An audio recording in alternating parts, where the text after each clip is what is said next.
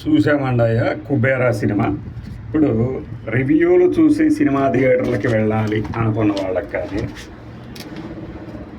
అసలు సినిమా ఎలా ఉంది ఇంకెవరైనా చెప్తే చూద్దామనుకునే వాళ్ళకి కానీ ఒక విజ్ఞప్తి ఏమిటంటే, మనం మాట్లాడే ఈ సినిమా గురించి కానీ ఇవన్నీ కేవలం వ్యక్తిగత కోణంలో, అంటే మాకు అనిపించినవి చెప్పగలం కానీ ఆ సినిమా విజయాన్ని మనం నిర్దేశించలేం.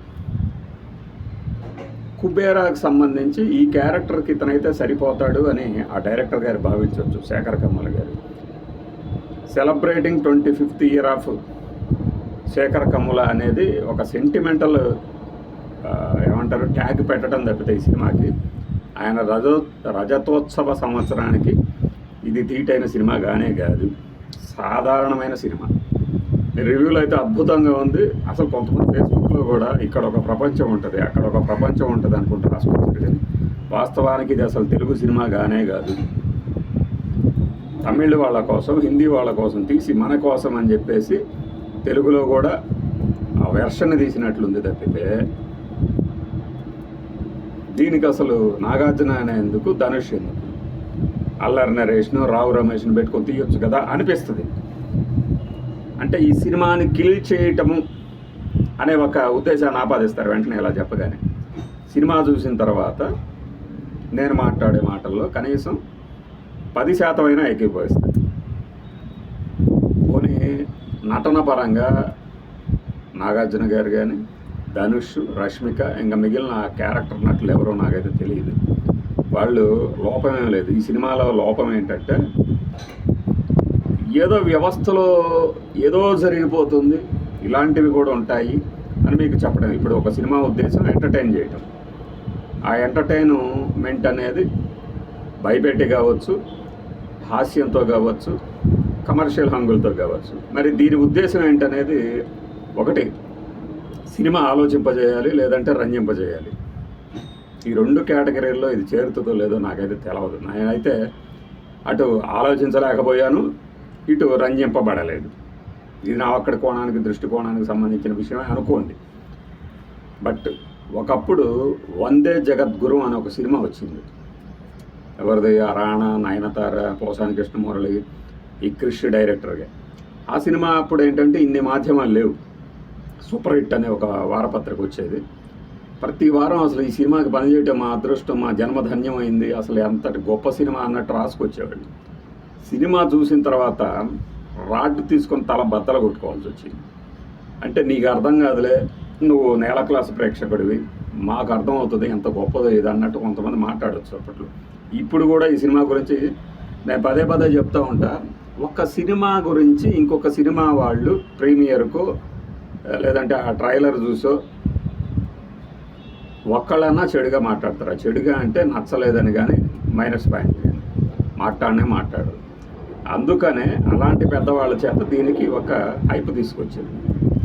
స్థూలంగా చెప్పాలంటే, ఇప్పుడు నల్లధనం అనేది బిచ్చగాళ్ల ఖాతాల్లోకి వేస్తే వాళ్ళకి తెలియకుండా ఆ డబ్బుల్ని హాయిగా ట్రాన్స్ఫర్ చేయొచ్చు అనేది. కానీ దీనికి ఐరిష్ తీసుకోవటం ఇవన్నీ ఏంటి? ఐరిష్తో కానీ డబ్బులు ట్రాన్స్ఫర్ అవ్వవా? అంత పిచ్చోళం మనం. పైగా ఇదంతా 2016 తర్వాత జరిగింది.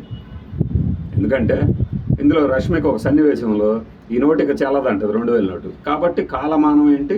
2016 తర్వాత.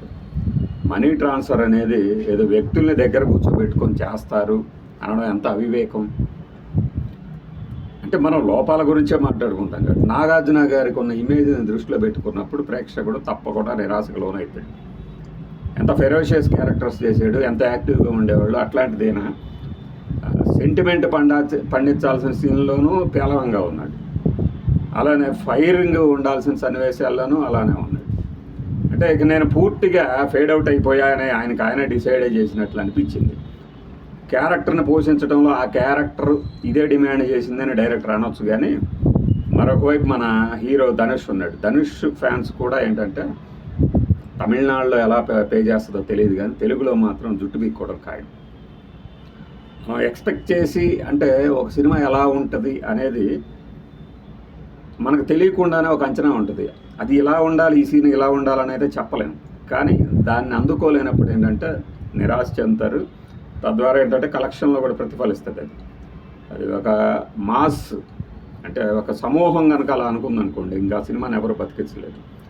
లేదు కొంతమందికి మాత్రమే, అంటే ఇప్పుడు మాలాంటి వాళ్ళకి మాత్రమే నచ్చలేకపోతే సినిమా అనేది ఖచ్చితంగా మిగతా వాళ్ళకి నచ్చినప్పుడు సక్సెస్ అవుతుంది. ఎవరికీ నచ్చకుండా సినిమా సక్సెస్ అనేది జరిగే పని కాదు. అలా ఏంటంటే ఈ సినిమా ఖచ్చితంగా నిరాశపరిచిందనే చెప్పాలి. పైగా స్టోరీ అంతా కూడా ఏం లేదు. ఇప్పుడు కొంతమందిని మనం చెప్పడం కాదు, సినిమా మొదటి సన్నివేశాల్లో డైరెక్టర్ చెప్పేస్తాడు ఇక్కడ క్లియర్ కట్గా. కొంతమంది పేరిట బినామీ అకౌంట్లు ఓపెన్ చేసేసి వాళ్ళ డబ్బుల్ని ఎవరికి పంపించాలో అక్కడికి పంపించాలనుకుంటారు.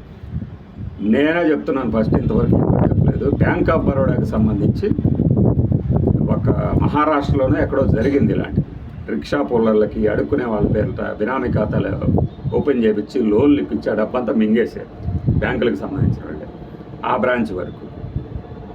బహుశా దాని నుంచి ఏమైనా ఇన్స్పైర్ అయ్యాడేమో.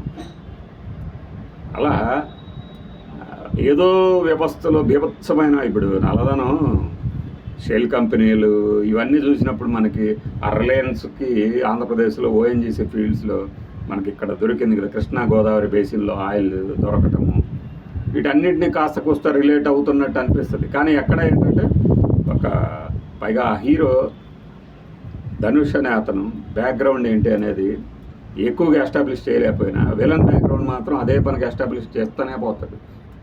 బహుశా ప్రొడ్యూసర్ ఏంటి ఆయన. అలానే దిలీప్ తాహెల్, ఆ దిలీప్ తాహెలే ఈ క్యారెక్టర్కి ఎందుకు తీసుకున్నారు తెలియదు. ఎందుకంటే ఆయన పెద్ద నటుడేం కాదు అప్పుడు కూడా. దిలీప్ తాహెల్ ఒక టీవీ ఆర్టిస్టు.